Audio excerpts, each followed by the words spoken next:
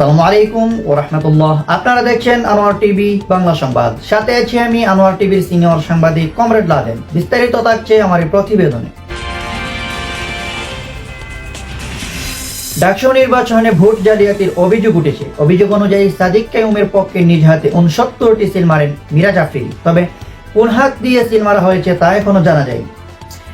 নির্বাচনের ফলাফল ঘোষণার পর হাওয়ার পিক খেতে খেতে ফেসবুক লাইভে হাজির হন হারপিক মজুমদার। সেখানে তিনি শাহবাগী ও হিন্দুস্তানিদের সান্ত্বনা দিয়ে বলেন, আমি জানি ভোটে হারলে অনেক খারাপ লাগে, তোমাদের জন্য পরামর্শ হলো হাওয়ার পিক খাও, ঘুমিয়ে যাও। এদিকে মেঘমোল্লার বসু অভিযোগ করেছেন পাকিস্তান থেকে বিশেষ গুপ্ত বাহিনী এনে গুপ্ত ভোট দেওয়া হয়েছে আর ফেসবুক বটের সাহায্যে বিপি হয়েছে সাদিক কাইয়ুম। এই নির্বাচন গ্রহণযোগ্য নয়।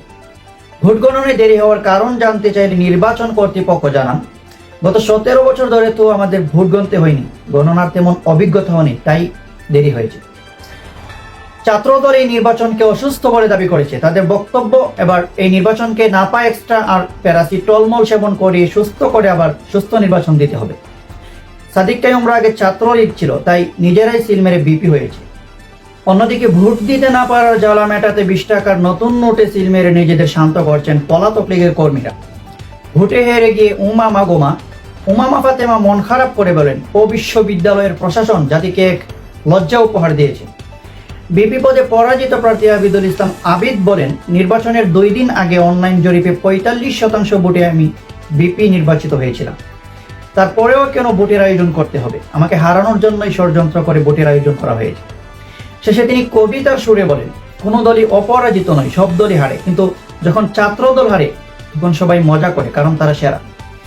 এদিকে গন্ডার থেকে মানুষ হওয়া সার জাফর ইকবাল তার পুরনো বলি আওড়াচ্ছেন। আমি আগেই বলেছিলাম, ঢাকা বিশ্ববিদ্যালয়ের ছাত্রদের দেখলেই মনে হয় সব রাজাকার। আজ আমার কথাই সঠিক হল। সারের সাথে তাল মিলিয়ে ফজো পাগলা অজু ছাড়াই গলা ফাটিয়ে ভাষণ দিলেন, এই ঢাকা বিশ্ববিদ্যালয়ে আমি আর চাই না বন্ধুরা।